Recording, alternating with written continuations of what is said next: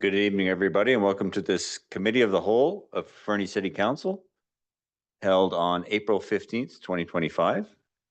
Kiisukukit. We acknowledge the city of Fernie is located within Kukinamakis, the unceded territory of the Yakutat Nucleate First Nation. We recognize that we live and work in their vast lands.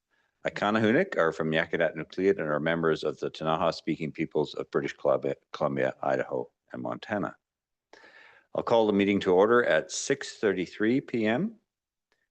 and I will ask for a mover and a seconder for the following staff recommendation that the agenda of the April 15th, 2025 Committee of the Whole meeting be adopted.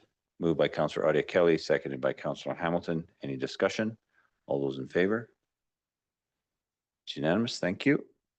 Now I'll ask for a mover and a seconder for the following staff recommendation that the minutes of the March 18th, 2025 Committee of the Whole meeting be adopted. Moved by Councillor Hamilton, seconded by Councillor Audia Kelly.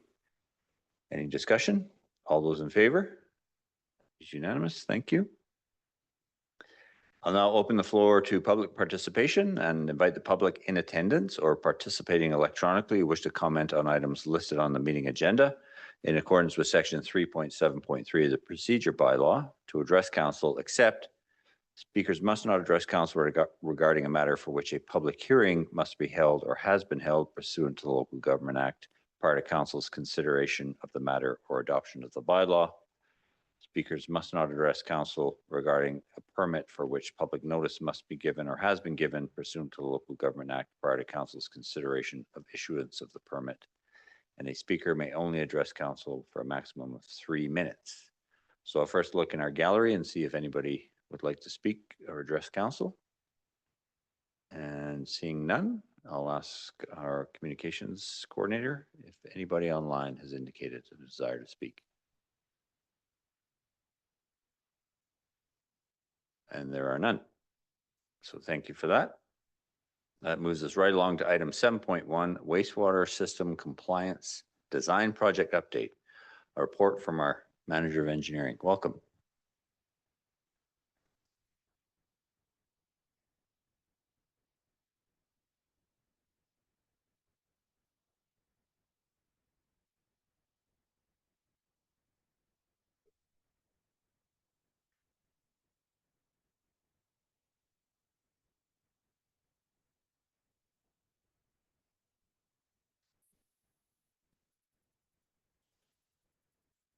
Good evening, Mayor and Council. I'm excited to be here tonight to provide an update on our wastewater treatment compliance design project. Staff last reported to Council on this project in September 2024, and the purpose of tonight's update is to outline the project progress in the preceding 6 months and the plan for completion of the work in the next 6 months, as we are full steam ahead preparing our application to the municipal wastewater regulation for October 2025. And we've reached a key project juncture of additional treatment selection. So tonight, my presentation will summarize the project timeline, review the recommended steps in the upgrade options report prepared by ISL, discuss the known estimated capital costs of the project components, and discuss the next steps and project budget.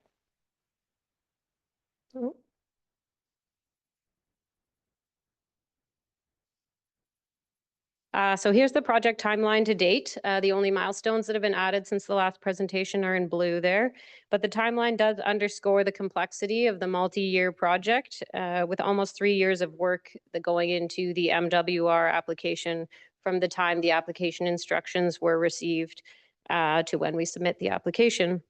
So the process commenced with a year-long sampling program and the definition of the initial dilution zone, and that's in that purple line there. We moved through the Elk River hydraulic modeling and geomorphic studies and completion of the environmental impact study that defined the chemistry of our receiving environment and allows us to back calculate the treated effluent requirements.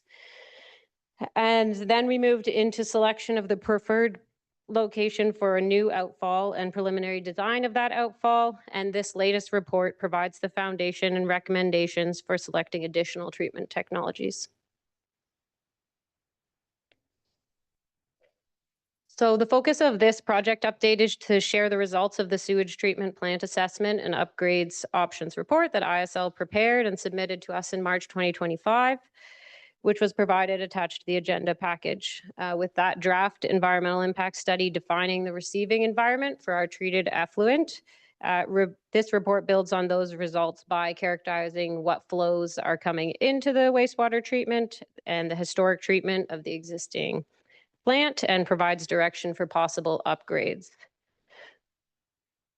So to address the challenges in the existing processes and meet the requirements of the MWR and the WSER, which is the federal regulation, ISL proposed a 5-step prioritized process that presented the greatest benefit for mitigation of environmental risks. And so the 5 steps are listed there, and we will just walk through them. And note that the application to the MOE must include detailed design of the entire scope of work such that our path to compliance is fully defined. You can see exactly what it is we're going to do at a detailed level. So I'll touch on each of these steps, but just as a reminder, before we jump into that, I wanted to show the current wastewater treatment plant. So you'll see aeration basins 1, 2, and 3, and then you see my mouse. After that, it flows over here to where the alum dosing plant is, and then back over to P cells 1 and 2, and then into the RI basins, to the UV building, and out our existing outfall there is the current process. So I'll pull this graphic up one more time once we walk through the proposed upgrades. And so for each of the 5 steps, I'll just touch on what we're trying to achieve, why we're doing it, and how we're planning to do it. So what we're trying to achieve with step 1 is to optimize the currently installed aeration system in cells 1 and 2 and 3 to consistently and reliably reduce the concentrations of the measured parameters. So why are we doing it? We need to be able to reliably produce those required concentrations, and our project analysis and our ongoing operational concerns have noted that there are existing infrastructure deficiencies impeding our ability to do this. So these conditions were highlighted in detail in the upgrades option report, and they compromise the current operations. Examples of them are leaks in the aeration pipework that reduce our ability to maintain that required dissolved oxygen, entanglement of the existing diffusers, the conditions of the pond liners, and inadequate configuration of the pumps and lines used for alum dosing. Additionally, that environmental impact study highlighted elevated aluminum levels in the Elk River downstream of our discharge, which could be a result of excessive addition of alum to compensate for poor mixing conditions. So how are we going to address these existing aeration system issues? This involves replacing the aeration headers, laterals, and diffusers, so all the pipe work that comes from the blowers and over to the ponds, replacing the blowers and installing them in a building, which will double the expected lifespan of the blowers and improve our operating conditions, and relocating that alum dosing point to a more reliable spot with a better pumping system to enhance that delivery of the alum.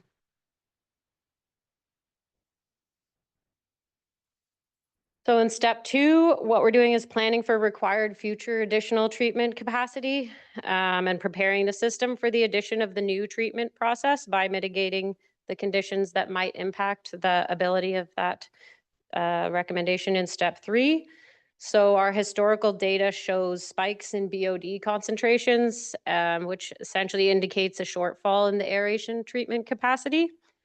And as we know, future influent loads are expected to increase as the population grows, and that could cause more frequent spikes that would inhibit the performance of the downstream additional treatment. And so how we would do this would be convert our P cells 1 and 2 into partially mixed aeration cells. Right now, there is no aeration infrastructure in those cells, and that provides additional BOD treatment and continuous mixing. And so that's new aeration headers, laterals, diffusers, baffle curtain blowers, and all that pipe work it currently exists in the first 3 basins.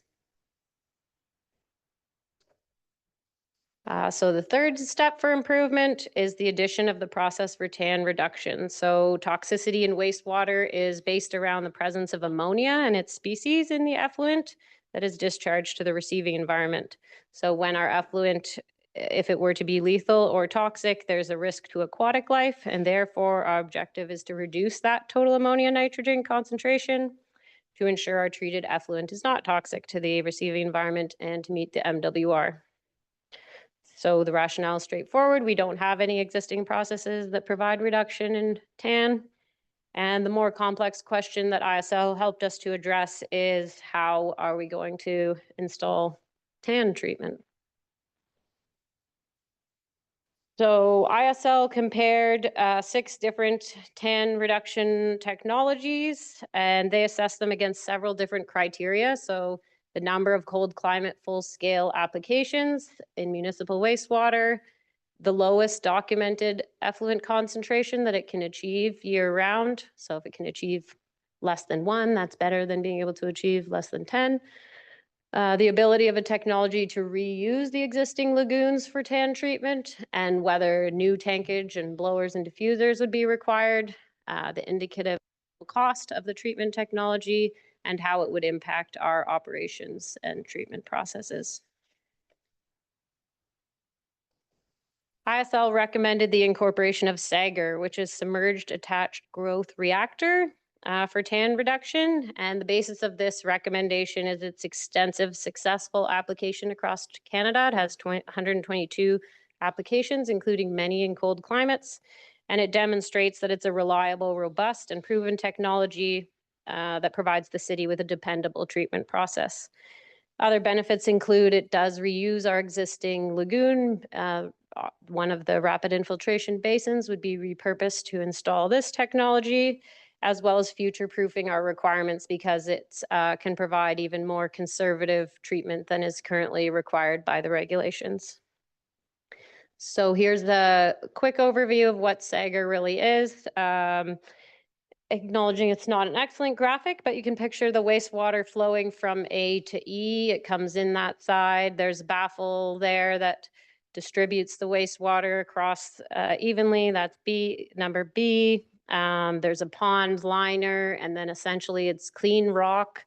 And there's pipes on the bottom of the cell, D, that add additional aeration to the cell. And you're providing a surface for more biological reactions to happen, which results in the reduction of that total ammonia nitrogen. And then you cover over the pond with mulch to provide additional insulation. Councillor Hamilton. Thank you. I had a question around the mulch and how it's insulated. Is it just floating over the water surface then, or what does that look like? Mayor, through to Councillor, it's actually not a pond anymore. It's full of gravel. So the gravel is right from the bottom over top of the aeration pipes to the top, and then the mulch sits on the gravel. So the water just moves through the gravel. So the gravel supports the mulch.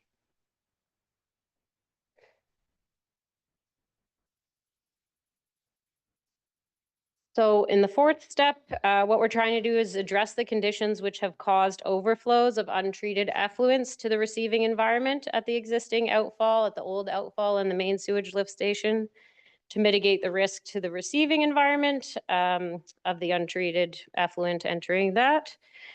And we haven't progressed very far through this step yet, and we will be coming up with a design solution to address this. We did ask in our definition of the requirements for our MWR application if this could be a separate project, as it's not directly related to the conditions of the wastewater treatment plant, but the Ministry of Environment's answer was that these solutions also need to be included in the package to address concerns with our current operations and permit the full-time discharge to the river.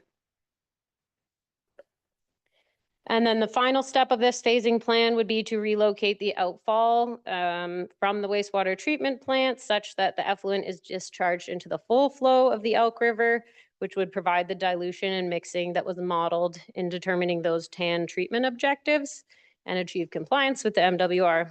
So these upgrades are extensive and involve in-stream work for construction of a new effluent outfall on the Elk River, a new pumping station, pipe work from the UV building to the pump station, and more pipe work from that pump station upstream to the outfall.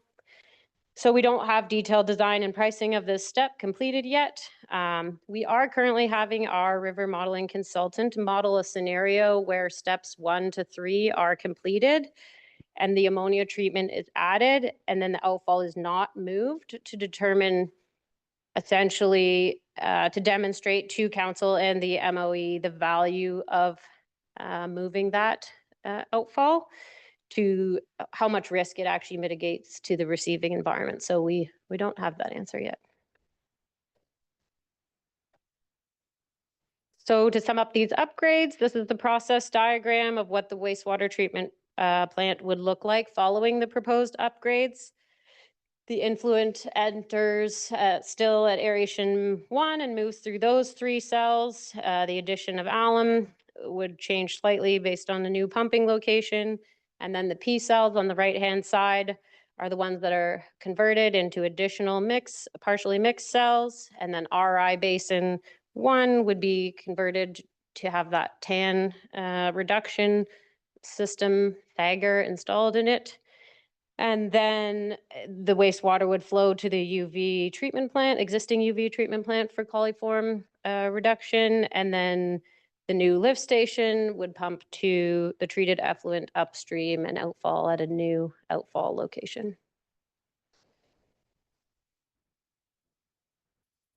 So this slide shows the estimated capital costs of steps 1 through 3, and that's the latest and greatest information we have on the total project cost. So you'll see it's currently estimated at 18.8 million without the inclusion of steps 4 and 5.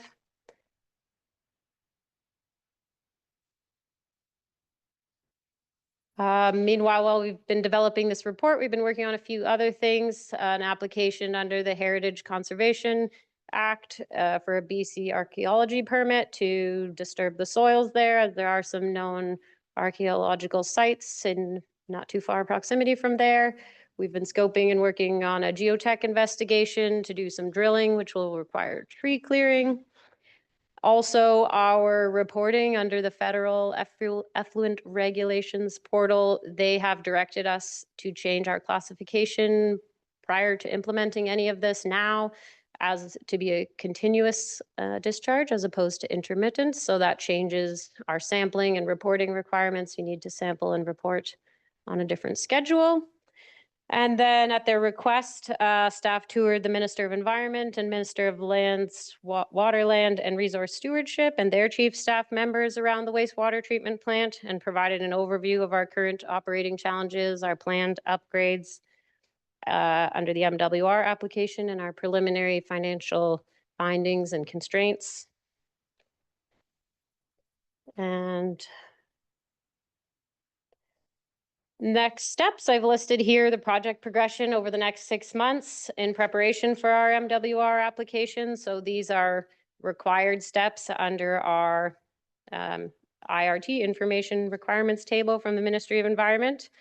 But we do see this as a key project juncture as we're advancing ISL's recommended upgrades from our preliminary options evaluation through the detailed design phase.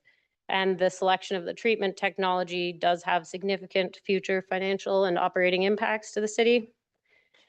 And so the 3 biggest tasks underlined here include the detailed design of the upgrades discussed tonight, which will use over 60% of this project budget. So it's a lot of engineering work. And based on the development of this treatment technology and the improved understanding of our project requirements, the total project scope includes many consultants, ISL, McElhaney, Gemma Scoble Consulting, Matrix, and Greater Pacific. And these costs are continuing to rise. So we had budgeted 959,000 in the fall based on a preliminary proposal from ISL and their sub-consultants. And now it's looking like the design costs are towards 1.13 million. Which does represent a funding shortfall of 176,000 on this project at this stage. And so as this work progresses, we do intend to return to council with another project update, at which time we'll have more definitive requirement for those additional project funds as some of the scopes of work are still somewhat in development. And so once we make this submission to the MOE, it will take the ministry up to 18 months to review and approve the application. And only with that approval would the city begin to implement these proposed steps. And therefore, based on that review timeline and our undetermined capital funding strategy, the timeline of these implementing these steps is currently unknown. But once we have a full understanding of the total project costs, we'll be in a better position to make recommendations on how we might be able to phase this and what the total costs will be. Councillor Adia Kelly. Thanks, Your Worship. Manager, in regard to that, I noticed that it would take the ministry up to 18 months.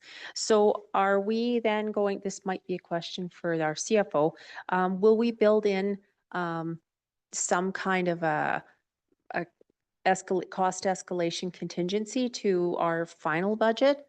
Let's assume they do, because that's like 2 years before, right? By the time we submit it in, they could take 18 months. That's 2 years. We're sure to have cost escalations. Yeah, Mayor, through to council, we would certainly build in a contingency for escalating costs over from when we get the estimates to when we intend to construct it.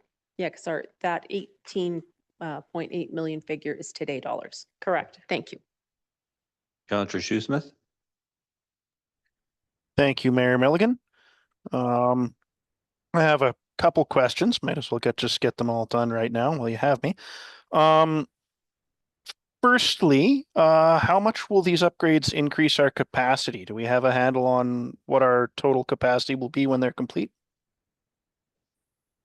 Mayor, through to Councillor Shoesmith. Yes, we have a handle on that. I don't have the number on the tip of my tongue, but we have planned for growth based on our population projections over the 20-year horizon. So the upgrades would cover at least the next 20 years of operating is the plan.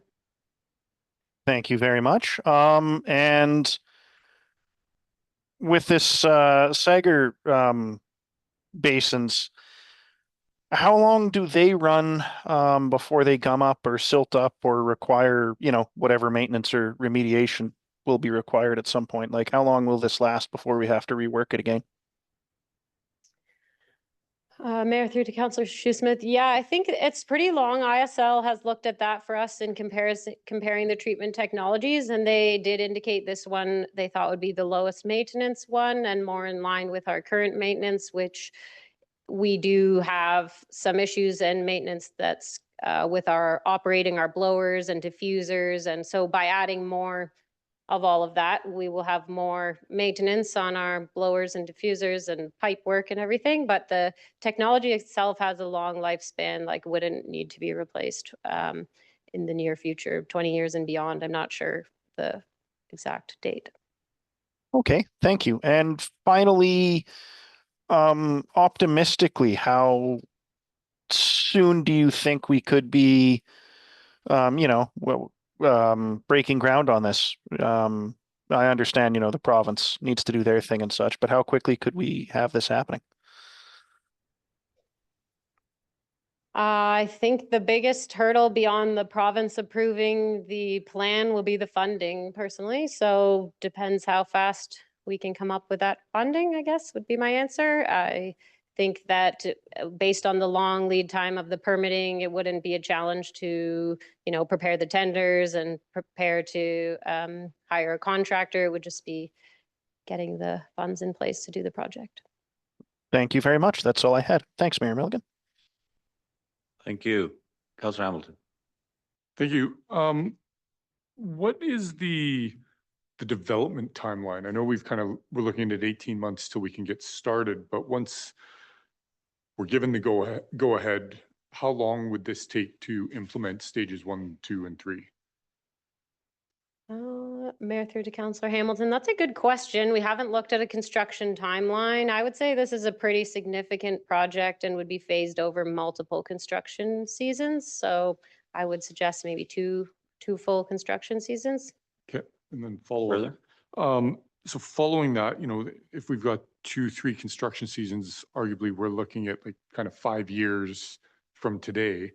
What do you think our risk exposure is that in that timeline, the environmental requirements change such that, you know, what we're designing today, we get approval, but then by the time we finish building, we actually need to upgrade it to meet the new legislation? Or is there some built-in mechanism there that we've got approval based on these, we can move forward with that? Mayor through to council, I think that that's relatively low risk based on the selection of the treatment technology. One of the main, one of the selling features is that it can exceed the requirements beyond what's currently required under the MWR. So it can reduce that TAN to far lower than needed. So I think that the risk of that changing in that short of time frame is mitigated by that factor. Other questions from council? Councilor Adi Kelly. Just speaking about the funding, do we know if there are grant funding streams, no pun intended, but pun intended, for this type of project? Because lots of times for capital projects, there are restrictions, but are there any things that we could look at applying to so that we're shovel ready, so to speak? Mayor through to council, that's a great question. I have not yet been able to investigate grants, but I certainly think that's an avenue that we will be looking at once we get a better understanding of the full scope of the project. Councilor Hamilton. Thank you. This question is kind of adjacent to the actual wastewater treatment side of things, but I'm trying to recall from last time I was out at the wastewater treatment facility, how at risk is that facility to overland flooding? If we had a couple massive freshets in the next 5 years, or, you know, just a flooding event as they're becoming more frequent around these parts, do we need to be looking at some additional structure safety in that area?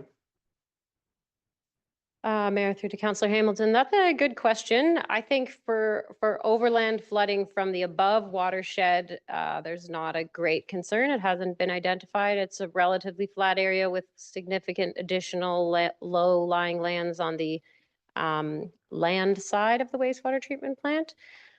I do agree that looking at the risks from the Elk River of significant flooding when we're installing new costly infrastructure adjacent to the river, such as that lift station and that outfall.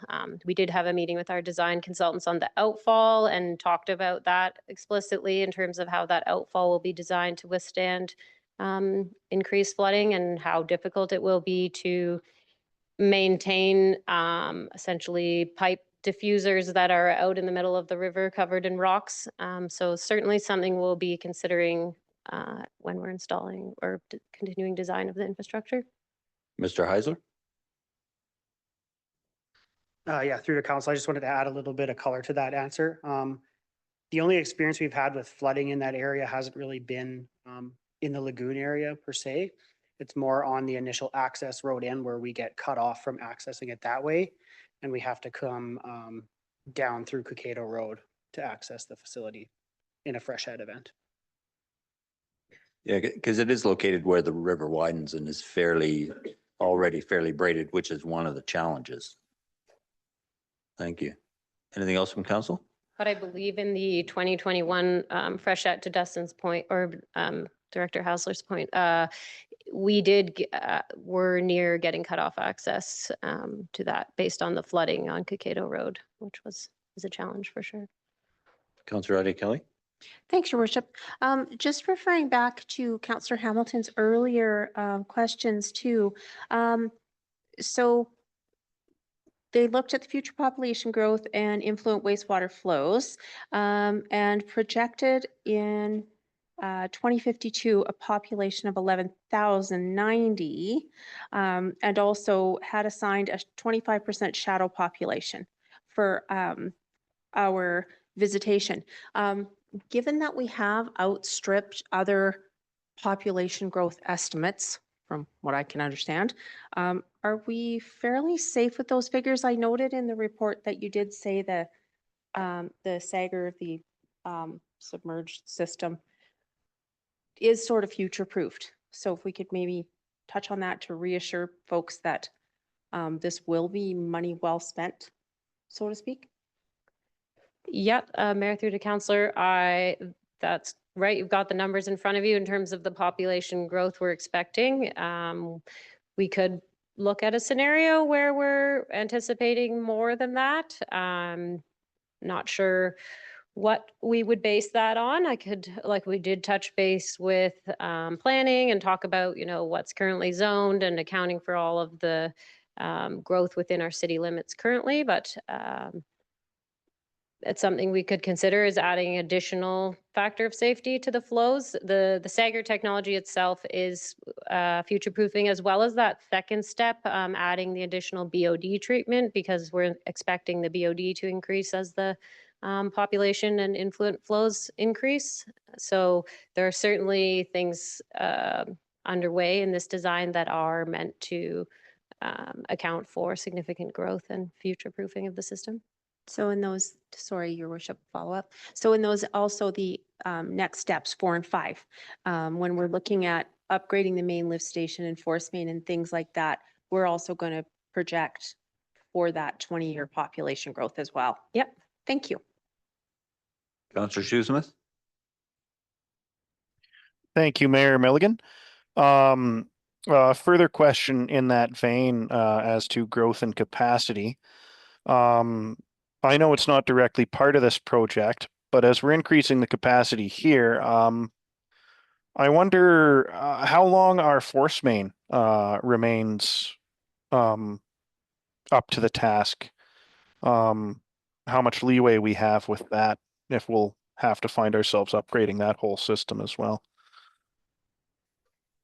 Mayor through to Councillor Shoesmith, we are going to get some information on that, as ISL has indicated that they do think that'll be the limiting factor in addressing these overflow circumstances at the main sewage lift station. Like, you can always pump faster, install a bigger pump more, but the limiting factor of how fast we can pump the untreated effluent from the main sewage lift station to the wastewater treatment plant is indeed the size of that force main. So we are anticipating getting some information on that through this step 4 process. Thank you very much. Anything else from council? Seeing none, I have a couple of questions, and this might come as a surprise. I suspect not to you, Engineer Weir, but certainly won't come as a surprise to Mr. Heisler. I look at so forgive me, I mean, no insult in any of this, but I look at, we are headed down an engineered path because we're on an engineered system. And I appreciate you likely included the microbial soil reed beds, the wetland treatment systems, to humor me or placate me, because having visited that system, I'm a huge fan. And I think because we're headed down an engineering path, we've discounted it very quickly and easily. Not least of all, because I look at in the ISL report and the picture of the Stephenville facility, it's a fraction of the size. It does away with a whole bunch of the mechanical infrastructure that's required. I don't know what do we even know what the comparative long-term operating cost of that is versus a fully mechanical system? Like, it's almost passive in terms of maintenance. And I feel like we've very quickly discounted it. I know there aren't a lot of examples of it in Canada. There are multiple examples of it in European jurisdictions. One of the things we need to consider is the long-term implications of what we're choosing today. And I think as a result, I think we need to delve more deeply into some of these other technologies so that we have an opportunity to gauge their performance in our environment and understand whether there may be a better solution that will protect the taxpayer well into the future. The Stephenville facility, if you look at the picture in your report, is a fraction of the footprint of ours. It treats the effluent for a population of 8,000 people. It's an environment in an environment that has an average temperature that is considerably colder annual temperature than Fernie. I just don't think if we don't look at it, we'll never look at it. And we'll consistently relying on the technologies that we know. And what we've seen is the technology we know break down. Like we've installed upgraded aeration currently in our system, and it clogs up and it gets entangled with duckweed and it becomes a maintenance nightmare. So my preference would be, and this is, I'm not speaking for council, but from my perspective, we need to look at these other technologies to discount them fairly, not just at the high level. So that's sort of my take on it. Any comments, Engineer? Where I know I've got to put you on the spot. Sure, I have a couple comments. So firstly, I guess to distinguish, like our treatment system is relatively passive in terms of all of the processes are using biological treatment, except for the addition of alum and the UV. But the function of all of the basins, and including the addition of this Sager, are all considered pretty much passive treatments using biological reactions without too much addition. Like the other extreme of full mechanical treatment of wastewater would be building a big plant with Yeah. multiple processes that it all goes through. So I guess we did focus the analysis, and ISL did weight heavily in their criteria the reuse of our existing lagoon system as priority, so that we were utilizing that infrastructure that we already had. So that certainly would steer us away from the path of the the wetland treatment system solution. And then Sorry, why is that? Because the wetlands can be installed in the existing cells of our current treatment system. that's not what our wastewater treatment engineers indicated to us, but I could certainly follow up with them more as to whether that's possible. Yeah, I guess ultimately so even the Sager system, so I appreciate the perspective that it's largely passive now, but when I last visited it, there's the blowers in place. There's a derelict blower sitting right there. Like it is, I don't think I would never classify it as passive. And even the experience I've had with gravel bed reactors is they're not passive. You have to pump water in one end, it's got to come out the other, and you have to keep it moving. I honestly think we're at this juncture now. I think we truly need to explore it personally, or it's a missed opportunity. First, I just think, and I know I've said it before, I walk those reed beds and you cannot tell you're walking amongst sewage effluent. It smells like grass. And they're across the street from a mini mall in Stephenville, and they've had one complaint in almost 11 years of service now. And that was when they were cleaning out the screening system. And it had nothing to do with the reed beds at all. Yeah. And it's close to a creek, yeah, that decants into the bay. Councilor Hamilton. Thank you. One of your comments there actually triggered my memory. It was a question that I had about any of these solutions that I forgot to write down earlier, but will the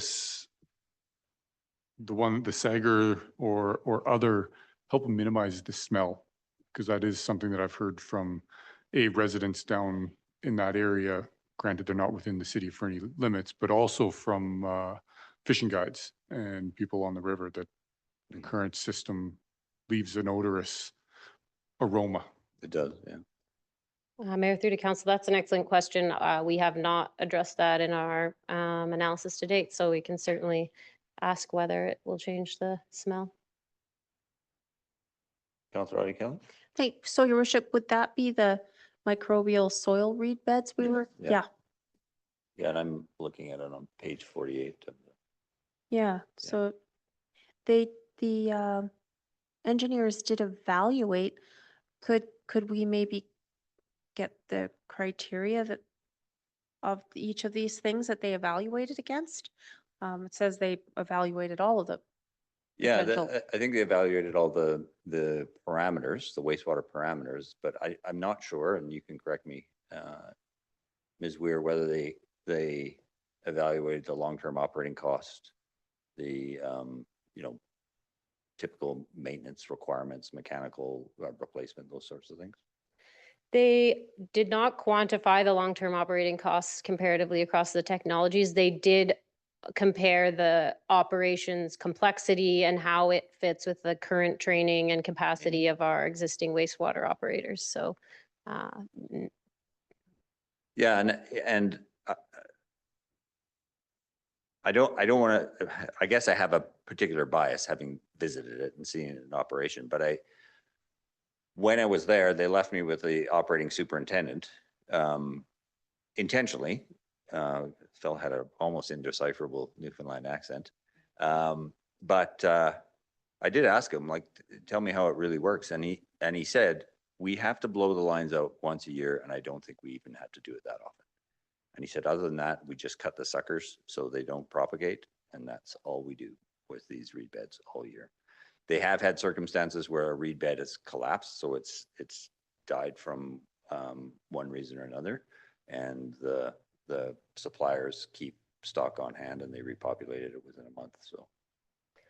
So we could certainly have ISL complete a more thorough analysis of that technology with the current way that they set out the criteria. Like I said, the Yeah. number of applications in Canada and cold climates, how it interacts with our current operations, how it reuses that technology doesn't emerge as a leader based on those criteria, but we could certainly have them perform an analysis, should council wish, on the ability of that technology to provide complete wastewater treatment. Yeah, I think it deserves I don't feel like it's got a fair evaluation at this juncture. I think it deserves a fair evaluation for our criteria in our application. Not least of all because of the change in mechanical requirements in my mind. Councillor Sue Smith? Thank you, Mayor Milligan. I'm of two minds about this, but for what it's worth, I've actually also been out there, oddly enough. I happened out that way for a friend's wedding, and as it turns out, those reed beds are a Pokemon stop for Pokemon Go, so I was actually quite familiar with them. I can attest, no smell, and it seems to function fine.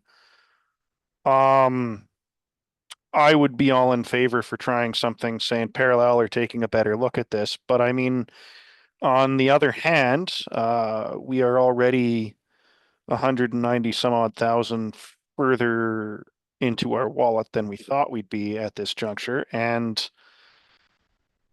we are functioning in time. At some point, we're going to run out of the time.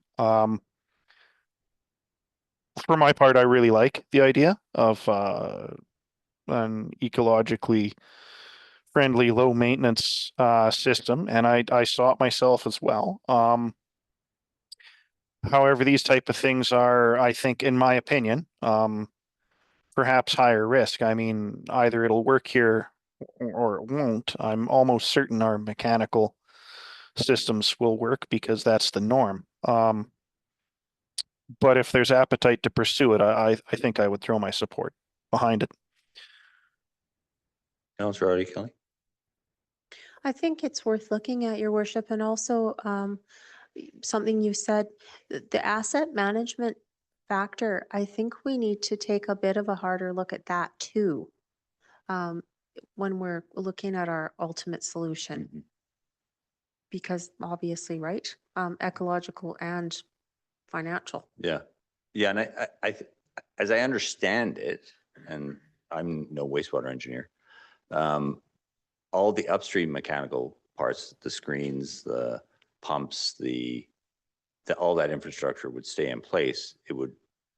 But the rapid infiltration basins, I want to call them P traps, but P basins, all those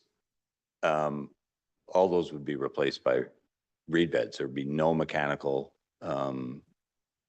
pieces to that at all, except for the pipe distribution system, and it's all gravity fed, so it just flows through. I believe it's a 90-day retention.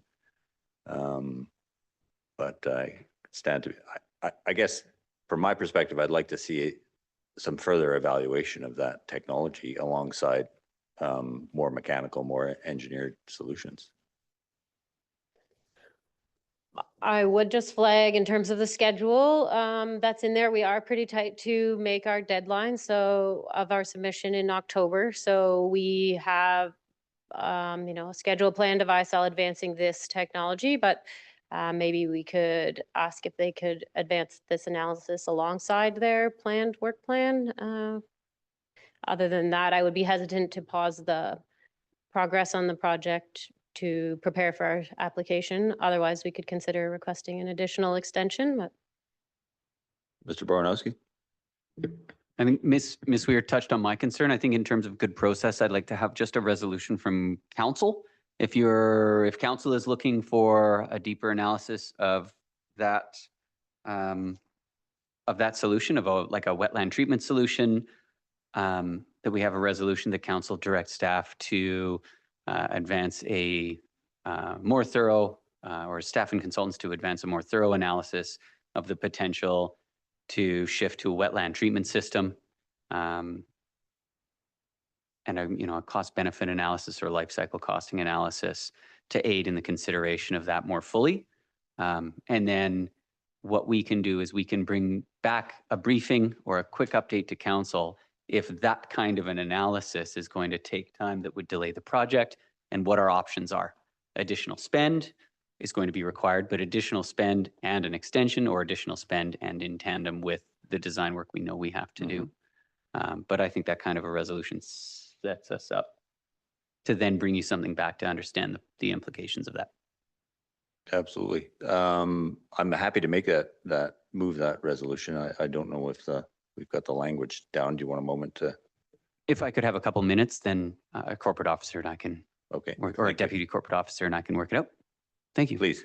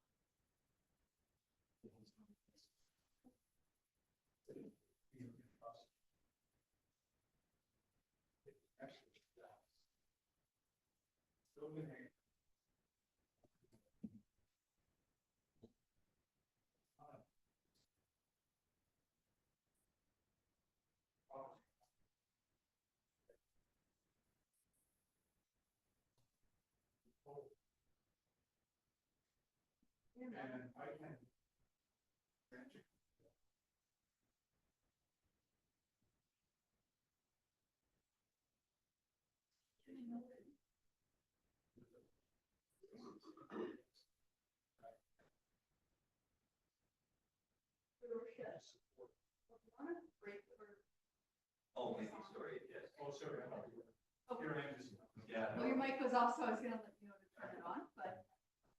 At this point with technology, I'm not sure. I will. Yeah,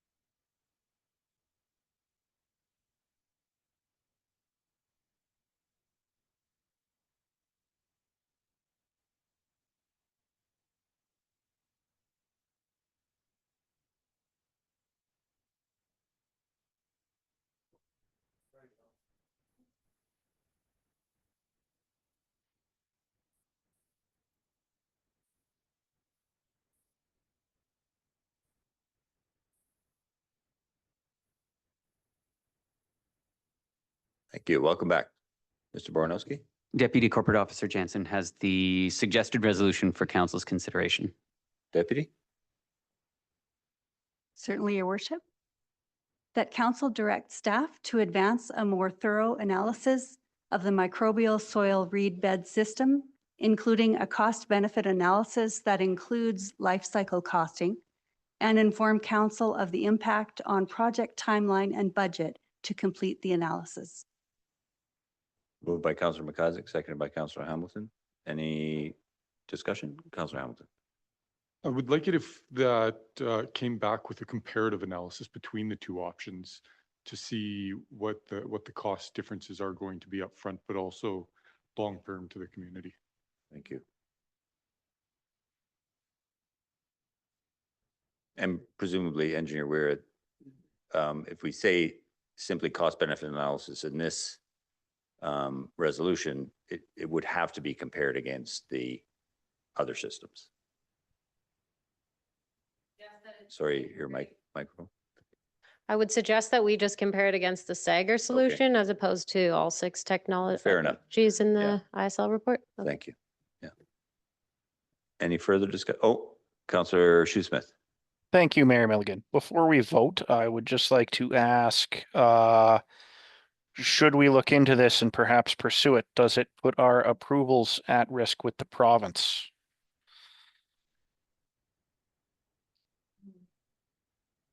Engineer Weir.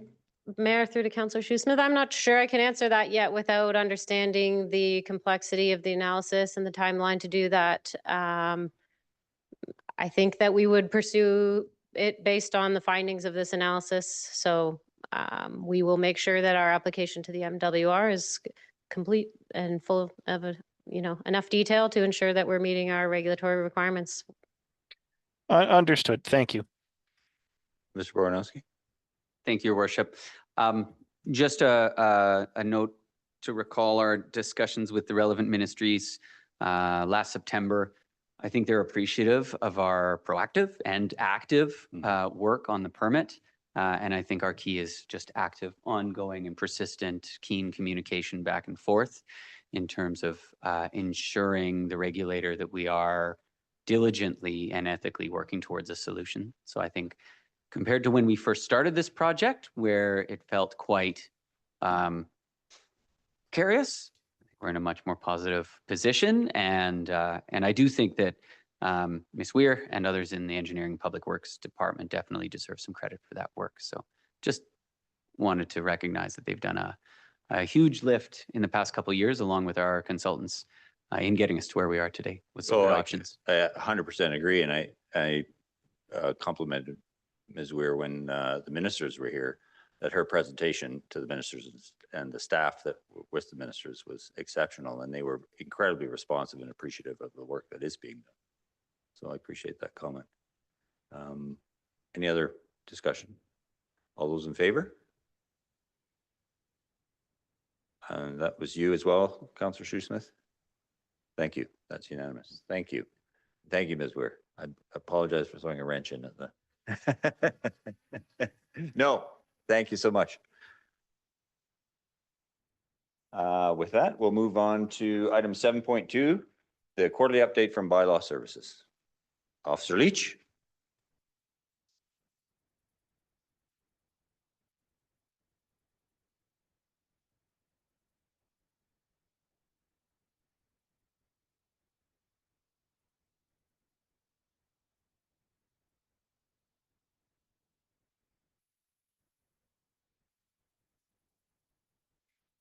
Thank you, Your Worship and Council.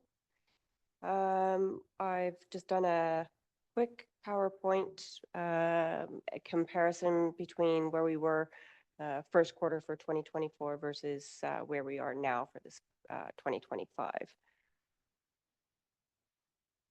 Okay, glasses would help.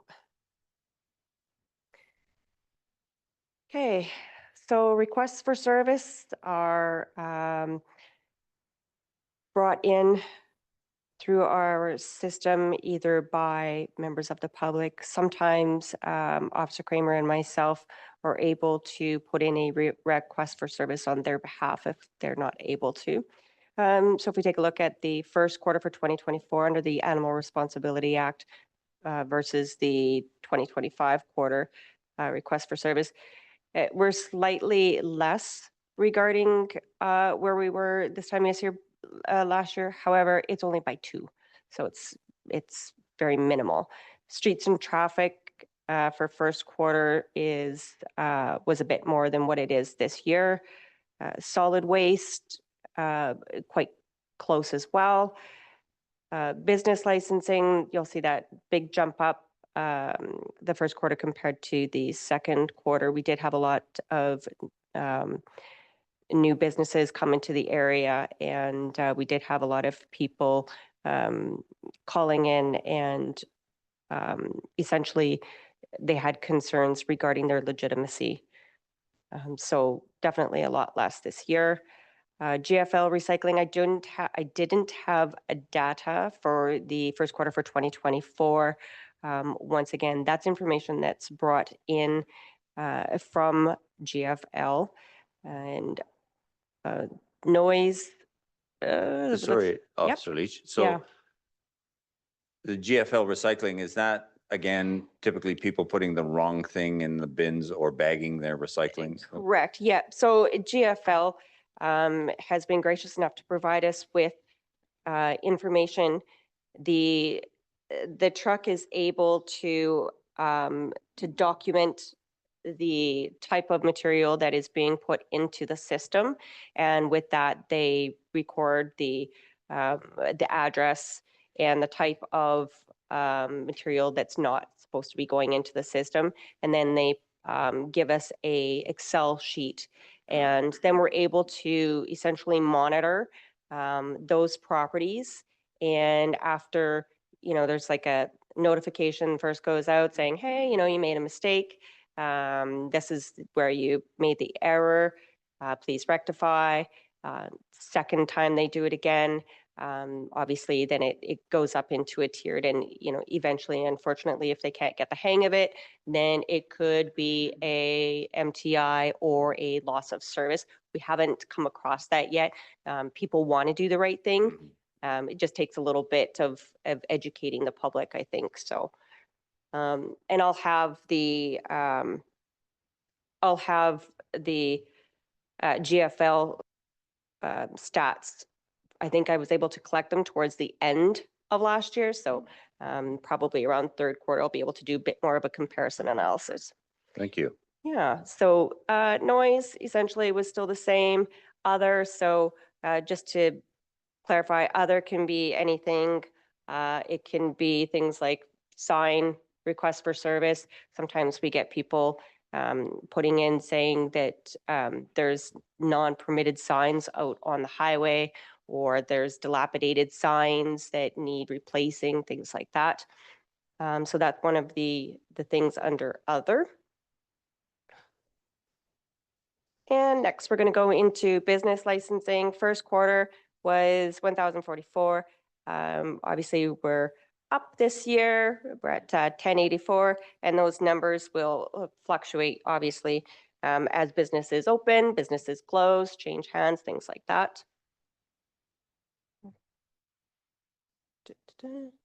And short-term rental properties.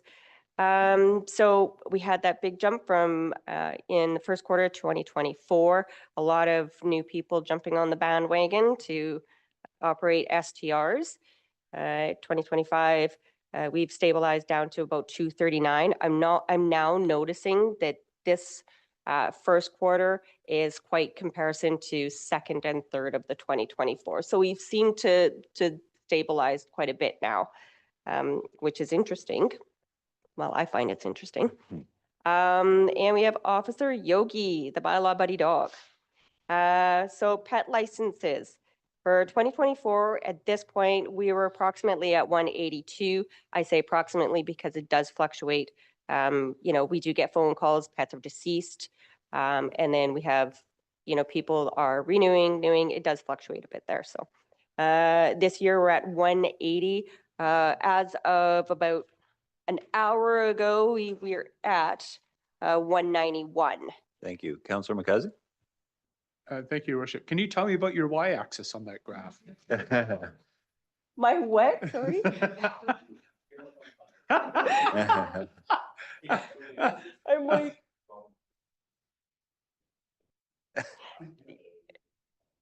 yeah, I know. Isn't that weird? I know. I was like, how does that? I don't know, but you might have a job with Fox News after that. I'm like, I don't know how it looks like such a big jump too. I looked at that. I was like, wow, that is huge. So I did want to just make a little bit of a educational opportunity here for members of the public that are listening, whether or not they've gone through the actual full report. I did just want to touch base and use this opportunity. So Officer Kramer and I are going to be doing an educational canvassing. So it's going to take us a bit, but we are going to be going from door to door throughout the city. And we are going to be providing information to households with dogs. With that, though, we will be documenting which houses have dogs, how many dogs, and whether or not they are licensed. That information will be collected by Officer Kramer and myself. And we will give the owner 2 weeks to comply with the animal responsibility bylaw. Failure to comply, and Officer Kramer and myself will go back and issue citations. Reason for this is the massive decrease in numbers since 2018. It started to decline. There was a bunch of data lost through COVID. People started getting dogs, not licensing, and now we have this. We know there's approximately 1,600 dogs within the city. And of course, only like 191 of those are registered. And we can't have that. People have to understand that it's important to license their dogs for various reasons. It's not just, we get a lot of people saying, oh, I never lose my dog, or, well, my dog has, my name and my phone number on it. They need to understand it's bigger than that data is used to bring things into the city. So like the off-leash dog park, without those numbers, we can't be sure, how are we supposed to know? Do we need another off-leash dog park? What are we looking at? The other thing too is when we have a lot of dogs, we need to know, we pay for all the dog bags out on the trails and stuff. So, we need to have a better understanding of how many dogs are in the city, what are we looking at, and what further service can we provide to those dog owners, and just be more, efficient. And it also helps us to identify dogs if there's an altercation. It's a lot easier for us to go into our system and, if given enough information of breed or something, then at least we're able to go into the system and we're able to determine, which dog was it that possibly had the altercation. So it's a small price to pay. It's essential for us to have that information. Yes, Your Worship. Thank you, Officer Leach. That's very labor intensive, going door to door. What will we use other means as well of communication with our newly launched newsletter, which I would encourage everyone in the community to sign up to, to create a proactive, positive campaign for dog licensing and a way to reach as many people Thank as you, we Your can? Worship. That's a great question. So one of the things that we do is the Bylaw Buddy program. So, we teach students at an early age about animal responsibility, educating them. With that, I provide them information packlets to take home to their parents. We also attended the Safety Day, educated there as well. If given any opportunity, we jump in and seize the moment to provide that. I know that our communications department put out communication regarding what's coming up. And so we've, put some things on social media and stuff. And then We've kind of been preparing the public a bit out in the streets when we come across somebody and we're having a discussion with them to let them know, hey, you know, this is what we're going to be doing, so that they're not kind of, you know, too shocked to see us there. But it's long overdue, and it is going to be very tedious for sure. But it'll also provide us an opportunity to get out there and meet the public more too, and bridge that gap that bylaw services currently has with the dog owners. Yeah, and that's fair. I confess, when I first read it in your report, going door to door and documenting all licensed dogs, it was like ice for pets. I know. Councillor Audia Kelly. The only current method we have for licensing is manual, correct? You So- have to fill it, you have to download the form, print it out, go into the office, give it cash or check. Do we think that having some kind of an online system would actually Improve uptake. to have a big Yeah, uptake? yeah. I Yeah. think it would myself. So a little bit of the problem that we have is sometimes people are naughty, as we well know, and they falsify the information. So if they were to sometimes, I actually don't want to give the public ideas. Let me think about this carefully. Because those people that haven't thought of it. I think, well, what Officer Kramer and I will be doing is we will be providing them with the forms to fill out while we're there as well. We can provide them with an Apple Pay option, which will be super handy. So that's, you know, another opportunity that they have. It would be nice to have something online for people that want to do a renewal. You know, it's just having that easier access, because not everybody, you know, can come into City Hall. As we know, we don't have wheelchair access, things like that. So just having another option for them would be definitely a good idea. Director Jansen, did you want to comment? Good evening, Mayor and Council. Just to provide some clarity to the existing technology that we have around that, this particular module. So the pet licensing is part of our enterprise system, which you know, drives a large portion of our business. We, in the end of 2024, completed an entire assessment of that application and are working through prioritizing various implementations. So that included an assessment of the pet licensing application, and there are some options for some improvement. I can't speak to the specifics on that one particularly this evening, but certainly we can bring that back. But we have, there were 180 recommendations for optimizations, and mostly we're focusing on the financial elements at this point and some of our larger business practices. So that particular module does have opportunity, but we haven't looked at that yet, just from a resourcing perspective. Thank you, Director. Mr. Bornowski, and then Just council will recall, there's a resolution directing staff to bring back an analysis of switching to DocuPet specifically as an application. I've directed our Director of Planning to schedule the debrief on the discussion so far, identify the team, create a project charter, and then we'll bring a report back to council on what that looks like once that's been done. But that team needs to come together and look at the platform, look at the implications, and then bring back a report to council so that you understand what that kind of a project looks like, what are some of the considerations, and where it sits in the timeline before we get to the next round of a major call for licensing at the end of the year. But you are correct. We are getting into doing online building permits, online business licenses, online development permits in future phases, but not online pet licenses yet. Councillor Audia Kelly. Thanks, Your Worship, and thanks, CAO, because that was actually kind of, I did want to go down that path because I thought that we had created that resolution. So, and no disrespect meant, but this is going to take up a significant amount of bylaws time to go door knocking.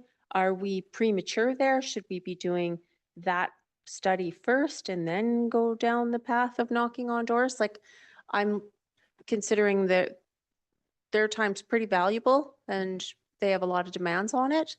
Like, Yeah, I'll certainly leave it to staff to determine where that fits in the priority and what the initial communications will be, but but it is, yeah, you're right. It'd be fairly labor intensive. Um, Councillor Smith, is that what you're pointing at? No, he put his hand up. Go ahead, Officer Lee. Sorry, so part of us collecting this information will be able to make a more informed decision on whether or not we want to go with DocuPets as well. So if we do have, 1,600 pets in the community, then we can take a look, maybe at implementing another type of service. So. Thank you. No problem. Anything else from your report? No, sir. I Okay, believe that's I had a everything. couple of questions from your documents that you included. Councillor Kelly, you had a question? Oh. Yeah, I wanted to ask, sort of late spring, summer priority overnight parking in parks. We're already seeing it. And so what are our options there? I know we advise people that they're not supposed to be camping overnight. Do we have other options, or do we need to develop other options? Well, we did have a bunch of new signs put up, and just specifically down by the boat launch area, that's helped to minimize it. However, like I said before, people are sometimes naughty, and they try and kind of sneak in there overnight and then gone by morning. Officer Kramer and myself start patrols fairly early to help kind of move them along, direct them along. We educate them first, and unfortunately, we don't have, for people that are unhoused, we don't have a specific area to which we can direct them. What we typically do is we provide them with information regarding buses, things like that, and opportunities for them to go somewhere where they can get more assistance than what we as a community can provide. We are noticing already as the summer months get warmer, we have some unhoused individuals that are taking the opportunity of the nice weather. So Officer Kramer and myself have been going out there, and typically they're fairly compliant. We have had, or I've had in the past, individuals that are resistant to my persuasion. I don't know why, because I'm super charming. But so typically when that happens, we do notify the RCMP and they do assist. Obviously, it's not going to get better. It will get progressively worse. We will see more people coming. And so we do need to start planning ahead on where can we direct these individuals, specifically because we just don't have the resources in place to help them the way that we want to. And there's no point, issuing citations, because we know that that's not going to help the situation. It's not going to get paid. So we need a better solution for sure. Thank you, Officer. Anything else from council? Councillor Kelly? Thanks, Your Worship. I wanted to ask in specific about the West Fernie 1040, 1080 COCA. I noticed that March 25 deadline, ongoing remedial action. Wondered if there was any update with where that's going, because those pictures that we saw, definitely it was unsafe to the residents next to it. Your Worship, through to council. Thank you very much for that question. Officer Kramer and myself met with the property owner the other day, and he is working towards compliance, and it does have an individual that will be assisting him regarding, clearing some of that stuff out of the way. So the resolution was done in 2 stages. Initially, when I had presented back in 2022, I hadn't done it for just the land. However, there was that situation that put a wrench in it with the burning of the structure. So then we had to combine the 2. So the land has to come into compliance by April 24th. And then the structure needs to be dismantled and removed by May 24th. So we're hoping, he seems optimistic that it will be done. So time will tell. Now, if failure to comply does happen, then obviously, you know, we'll have to intervene, and we'll have to assist by hiring a company to come in and clear the property at the homeowner's expense. Thank you. You're welcome. Anything further from council? Thank you, Officer Leach. Thank you, Your Worship. Oh, Thank you. sorry, Councillor Shoesmith, did you have your hand up there? apologize. Yeah. If I recall correctly, during the presentation, we saw the number of what was the heading called? Vehicular stuff. Looked like it had dropped a lot. Is that we're seeing less people that need to be towed, or what was the difference between this year and last with that? Your Worship, through to Councillor Shoesmith. Thank you. Yes, that is directly related to the parking. People are finally understanding that we are out more and we're able to do enforcement. So we are seeing much more compliance. Therefore, we're getting less reports from individuals concerning the illegal parking of vehicles. So what we've done is working. That's fantastic. Thank you. Absolutely, 110%. We received 2 more compliments from the public today regarding the difference just in the past year or two that we've had. They gave 2 thumbs up to the operations department. They felt that the snow removal process was excellent. They loved the fact that the windrow down the center was removed in time for the stores to open and for the public to access them. They loved the fact that the roads were cleared and everybody was cooperating nice. And it ran much smoother this year than previous years, and it will just get better. Thank you very much. Thanks very much. With That's that, everything? you're good. Okay, Thank excellent. you. Thank you very much. Item 7.3, Elk Valley Regional Accessibility Committee, an update from our Acting Director of Corporate Services and HR.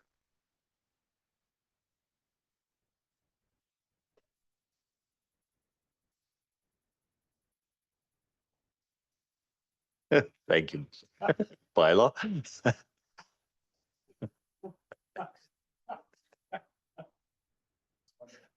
funny.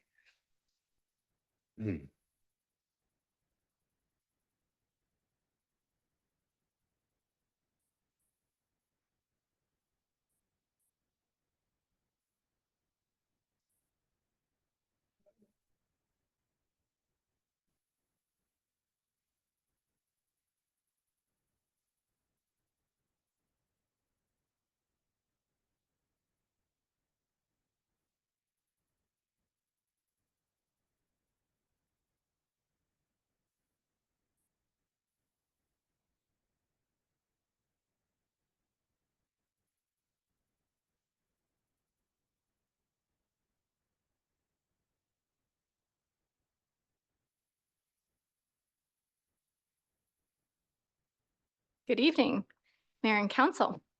I'm here this evening to present the Elk Valley Regional Accessibility Plan. It's a collaborative initiative between the City of Fernie, the District of Sparwood, and the District of Elkford. This plan lays the groundwork for creating a barrier-free and inclusive communities across the Elk Valley.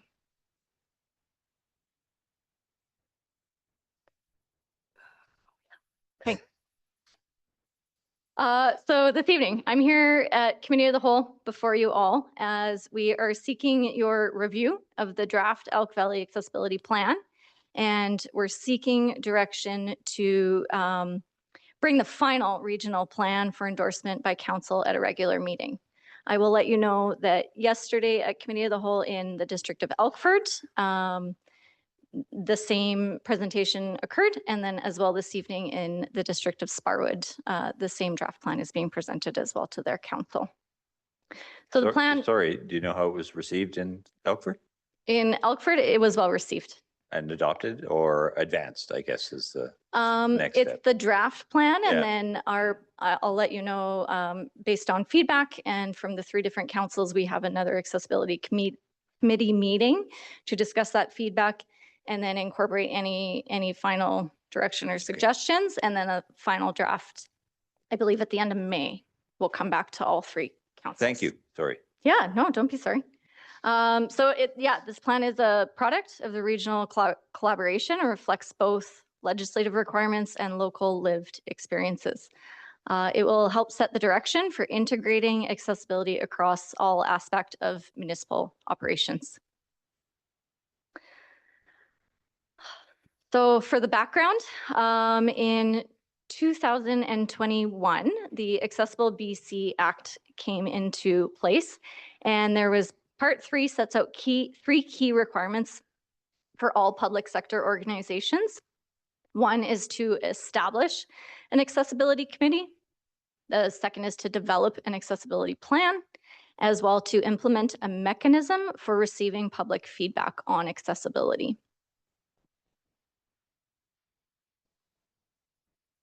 So this work is mandated under the Accessible BC Act, and municipalities must have a committee, a plan, and a way to gather that public feedback. So this is part of a province-wide effort to reduce barriers to those living with disabilities.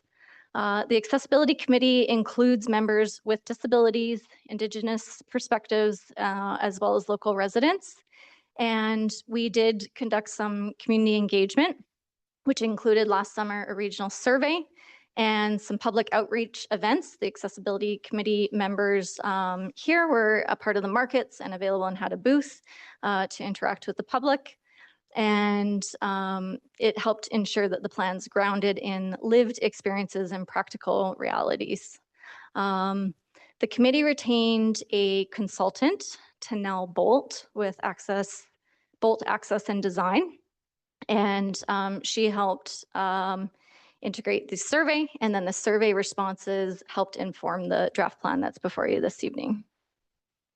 So the plan is organized into 6 key priorities, each aligning with the standards in the Accessible BC Act, which includes like building staff awareness and capacity, addressing physical infrastructure barriers, improving communication, and really like bringing the lens or embedding accessibility into emergency plans and policy frameworks.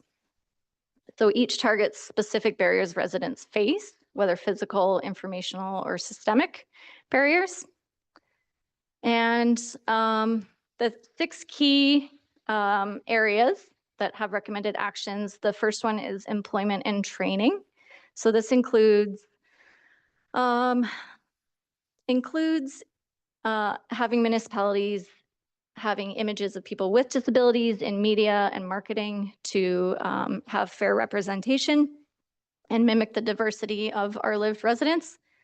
Reviewing hiring practices, ensuring that we're using like plain language, that we're offering flexible work options, or even on our job postings, putting that there is, non-traditional ways to apply and interview should that be a barrier for someone. Providing staff training to develop awareness and education on disabilities, ableism, as well as intersectionality, and completing workplace assessments, which will help identify challenges faced by employees with disabilities and recommending adjustments or support that would help them succeed through accommodations. We also have reviewing processes for those who have participated in education programs as well.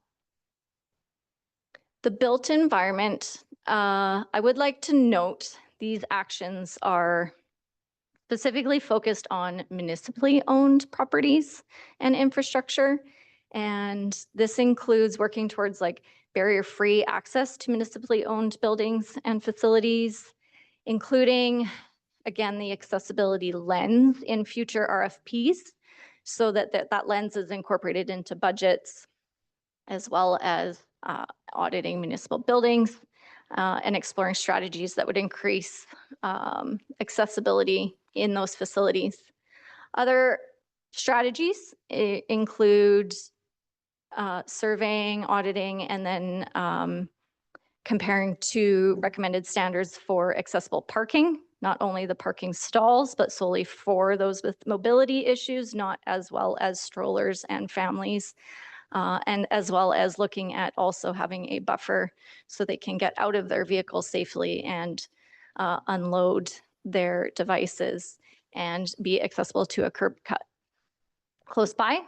And like really planning and reviewing those sidewalks and curb cut designs. And then lastly, there is also an element of holding events and public meetings in accessible locations, as we are here this evening. For communication and information, the goals in this area are to help ensure municipal communications as well as like emergency preparedness plans are accessible and inclusive for all residents.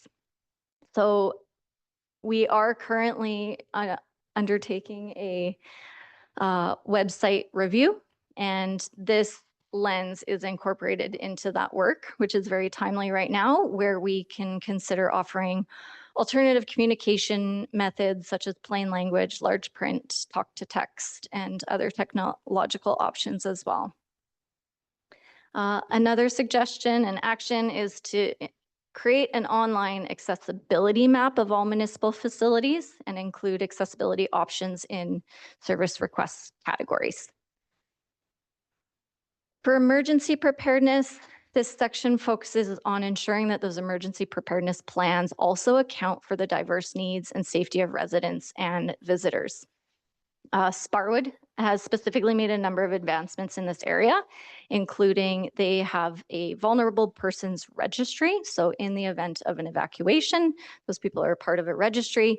And then there's a significant amount of pre-planning and transportation that could be accounted for those individuals. Yes. Is that, would that be a voluntary registry? Like people would volunteer to register, and it wouldn't be something that the district of Sparwood, for example, would impose, a definition they would impose on somebody? I can find out more about the specifics and logistics of it. I would assume it would be voluntary. Thank you. Yeah. I would think so. Thanks. Yeah. The next section is policy and plannings, and the goals of this area is to help review and revise bylaws and policies to help include accessibility as a priority in all new developments and other municipal contracts, as well as undertaking accessibility reviews for revitalization or new upcoming capital projects as well. Transportation and mobility. This one, the goal is to enhance transportation and mobility options to ensure all residents can navigate the community with safety, independence, and dignity. Now, the key actions in here is to like enhance transportation and mobility options, review policies and procedures that help prioritize accessibility, improve snow and ice removal for accessible parking spaces, sidewalks, and those curb cuts. And then as a municipality, we're not responsible for like the intercommunity transportation, but there is an advocacy component here where the accessibility committee could definitely advocate into the province to improve those transportation options for those who do not drive. And then lastly, also including audible crossing cues for new or like future replaced crossing installations. It's important to recognize this plan is not going to be perfect in its first iteration. The committee, as well as the consultant, very much have an attitude of like, let's start, let's get continual improvement, let's gain momentum on bringing this perspective into consideration as a lens.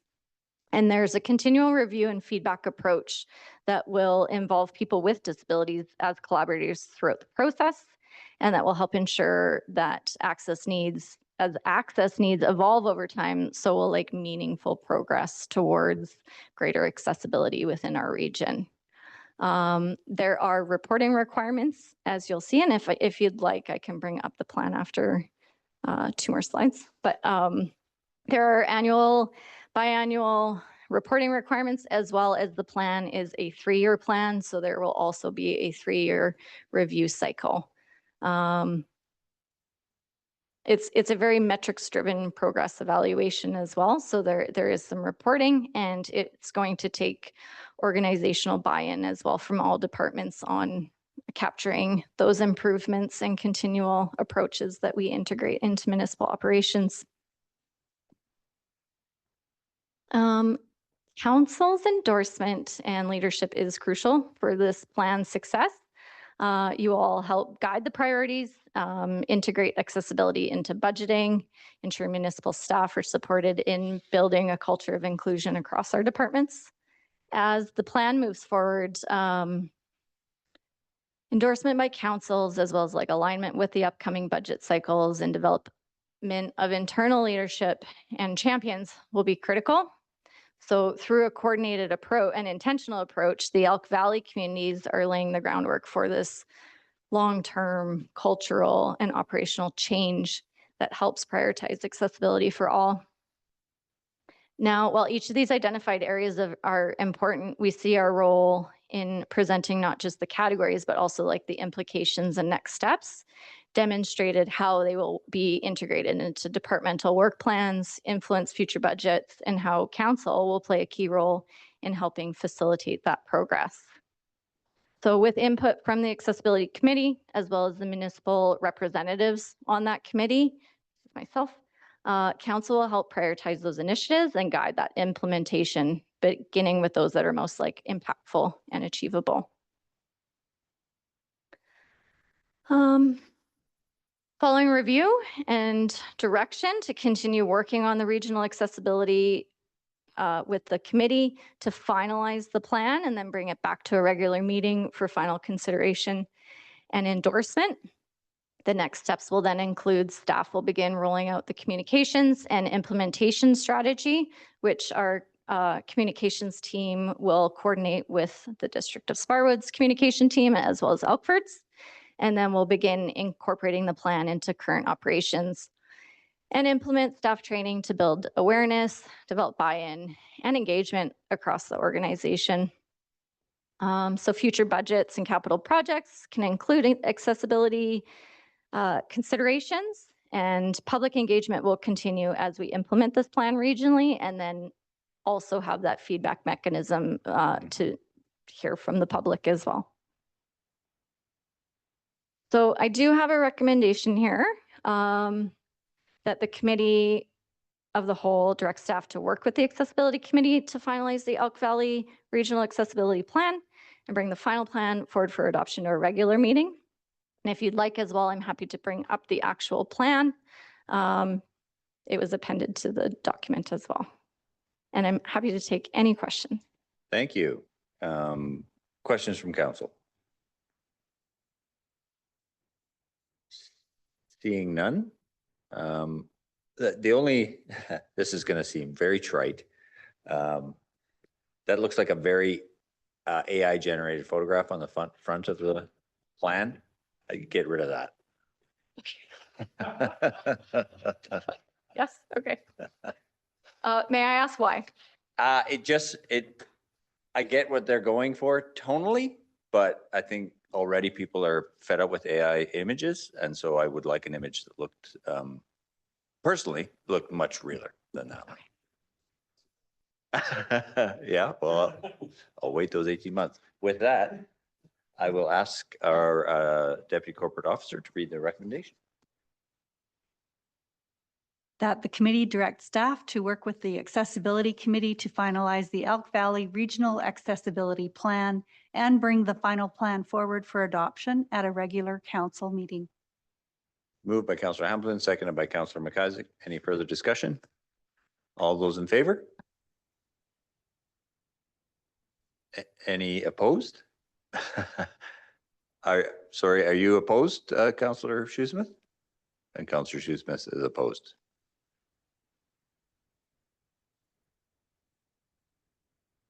That passes. Thank you.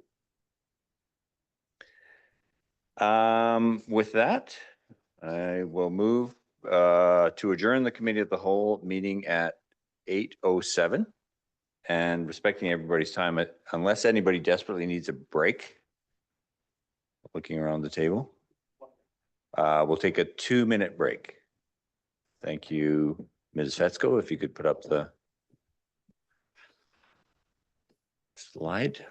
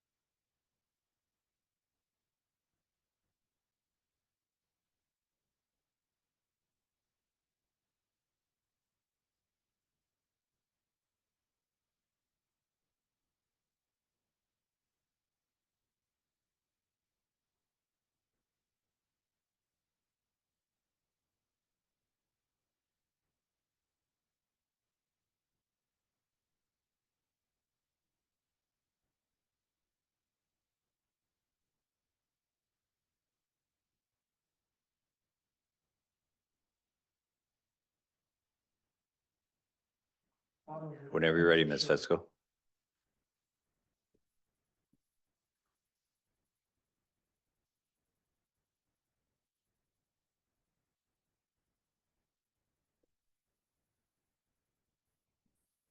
Welcome back to this special meeting of Fernie City Council held on April 15th, 2025. Once again, Kisukukit. We once again acknowledge the city of Fernie is located within Kukinamakis, the unceded territory of the Yakutat Nucleate First Nation. We recognize we live and work within their vast lands. Akanahunik are from Yakutat Nucleate and are members of the Tanaha-speaking peoples of British Columbia, Idaho, and Montana. I will call the meeting to order at 8:11 p.m. and ask for a mover and a seconder that the agenda of the April 15th, 2025 special council meeting be adopted. Moved by Councillor Hamilton. Do I have a seconder? Seconded by Councillor Audie Kelly. Any discussion? All those in favor? That is unanimous. Thank you.